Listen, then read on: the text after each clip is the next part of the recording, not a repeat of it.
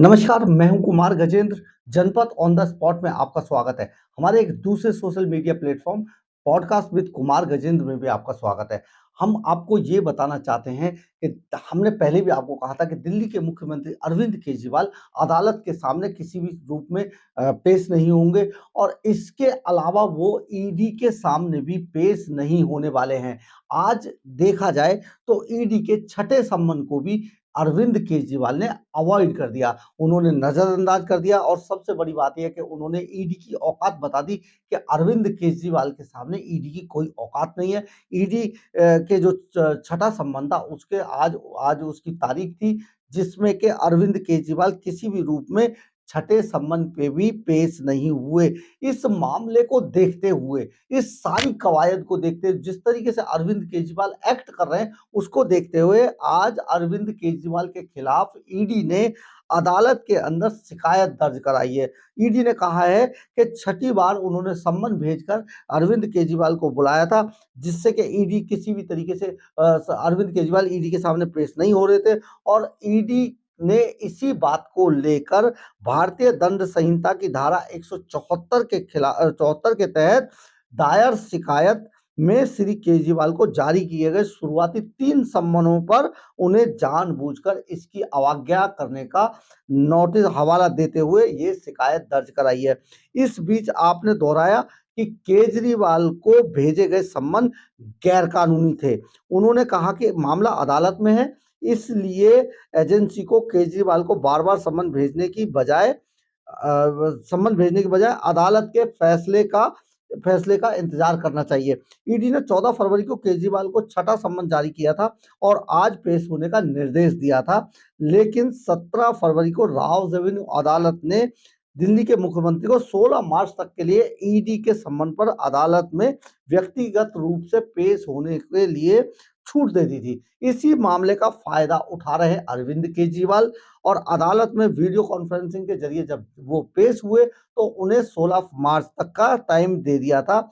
ये सारी चीजें हुई, इसके बाद ईडी ने उनको छठा सम्मन जारी किया जिसकी तारीख आज थी और आज ईडी के सामने अरविंद केजरीवाल को पेश होना था। तो ये सारी चीजें जब हुई तो अरविंद केजरीवाल के खिलाफ ईडी ने अदालत के अंदर ये शिकायत दर्ज कराई है और धारा 174 के तहत किसी एजेंसी के आदेश को नेग्लेक्ट करना, नकारना, इसके तहत ये शिकायत दर्ज कराई गई है। 2023 को जो सम्मन भेजा गया था, लेकिन श्री केजरीवाल एक बार फिर ईडी के दफ्तर नहीं पहुंचे थे।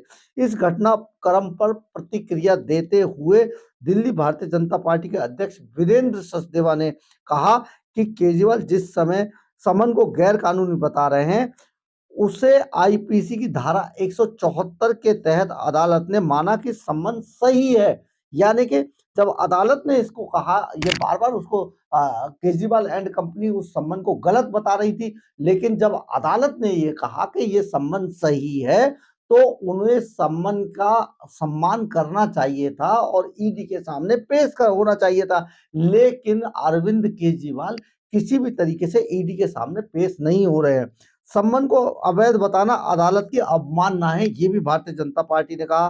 केजरीवाल द्वारा किया गया भ्रष्टाचार जल्दी ही जनता के सामने आ जाएगा, इसीलिए वो बार-बार भागते फिर रहे हैं और वो किसी भी तरीके से पेश नहीं हो रहे हैं। हम आपको ये भी बता देते हैं कि अरविंद केजरीवाल, दिल्ली के मुख्यमंत्री अरविंद केजरीवाल, शराब घोटाले के अंदर इतने बड़े घोटाले में उनका नाम है और बहुत सारे सबूत और गवाह उनके खिलाफ हैं और वो उसी के संबंध में ईडी की टीम अरविंद केजरीवाल से पूछताछ करना चाहती है। लेकिन अरविंद केजरीवाल को छठा सम्मन भी जारी हुआ, लेकिन अरविंद केजरीवाल किसी भी रूप में ईडी के सामने जाना नहीं चाहते, क्योंकि अरविंद केजरीवाल को ऐसा भी लगता है कि उनके खिलाफ बहुत सारे सबूत और गवाह ईडी के पास हैं।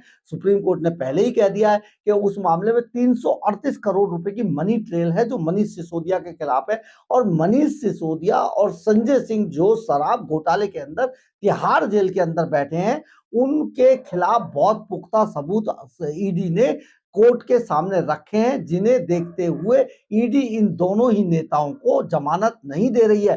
तो अरविंद केजरीवाल को भी शायद ऐसा लग रहा है कि वो अब बचने वाले नहीं हैं और जिस तरीके से वो बचने वाले नहीं है, इस तरीके से वो बार-बार ईडी से बचने की कोशिश कर रहे हैं और ईडी उन्हें बार-बार सम्मन भेजकर बुलाने की कोशिश कर रही है। आपको याद होगा कि जो झारखंड के तत्कालीन मुख्यमंत्री थे हेमंत सोरेन, उनके साथ भी ऐसा हो रहा था, लेकिन अंततोगत्वा हेमंत सोरेन को गिरफ्तार कर लिया ईडी ने। अब तिहाड़ जेल में आराम कर रहे हैं, फरमा रहे हैं साहब, इतने बड़े-बड़े घोटाले करने के बाद अब वो जेल के अंदर पड़े हैं और अभी उनका बहुत जल्दी छूटने का कोई रास्ता दिखाई नहीं दे रहा है। इसी तरीके से अरविंद केजरीवाल भी ये बात समझ चुके हैं कि अगर वो एक बार कानून के खड़पच्चे में आ गए और अगर एक बार ईडी के शिकंजे में वो फंस गए, तो फिर उनका बाहर आना मुश्किल है, बहुत मुश्किल है। और इसके बीच में जो उनकी पार्टी है, जो उनकी रीढ़ की हड्डी कही जा रही है, वो पार्टी भी कहीं ना कहीं टूट जाएगी।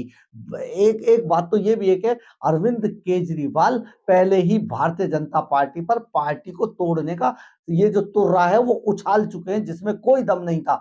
और उस मामले को लेकर भी दिल्ली पुलिस की टीम, क्राइम ब्रांच इस पर जांच कर रही है और उन क्राइम ब्रांच ने भी इनको बुला रखा है। ये हर एजेंसी से भागते हैं और हर एजेंसी से का सामना नहीं कर पा रहे हैं। अदालतों में कई नोटिस इनके खिलाफ हैं। इसके बावजूद अरविंद केजरीवाल लगातार भाग रहे हैं, जांच एजेंसियों से छिपते घूम रहे हैं। अब अगर कहा जाए तो वो ईडी के मोस्ट वांटेड हैं और अगली तारीख पर जब वो अदालत में 16 मार्च को जाएंगे तो तब देखा जाएगा। लेकिन क्योंकि ईडी उन्हें बार-बार जांच के लिए बुला रही है, आज एक बार फिर से ईडी ने धारा 174 के तहत शिकायत दर्ज कराई है अरविंद केजरीवाल की कि वो ईडी के सम्मन को अवॉइड कर रहे हैं। बहुत बड़ी बात है ये। अरविंद केजरीवाल छिपते घूम रहे हैं, लेकिन वो बच नहीं पाएंगे कानून से, क्योंकि उन्होंने जिस तरीके का भ्रष्टाचार में उनका नाम है, जिस तरीके से उन पर आरोप हैं, सचमुच बहुत गंभीर है और वो जो भी कर ले, लेकिन कानून उन्हें छोड़ने वाला नहीं है। ये सारी चीजें बहुत जल्दी जांच में होंगी शामिल और अरविंद केजरीवाल के खिलाफ ये सारी चीजें जाएंगी कि वो कितनी बार ईडी के सम्मन पर नहीं गए थे। बहुत बड़ी बात है। सोचिए कि अरविंद केजरीवाल जो कभी हल्ला मचाया करते थे कि ईडी के सामने जाना चाहिए सोनिया गांधी को, उसको पकड़ना चाहिए, उससे पूछताछ करनी चाहिए, सब निकल आएगा, शीला दीक्षित को पकड़िए, इस नेता को पकड़िए, उस नेता को पकड़िए। वही अरविंद केजरीवाल उन्हीं जांच एजेंसियों के सामने कुछ साल बाद बिल्कुल पलटी मारते हुए नहीं जा रहे हैं। बड़ा मामला है, सोचिएगा जरूर। अगर आपको हमारी खबर अच्छी लगे तो आप इसे लाइक, सब्सक्राइब और शेयर जरूर करें। कमेंट्स बॉक्स में अपनी राय जरूर लिखें, इससे हमें ऊर्जा मिलती है। जय हिंद, जय भारत।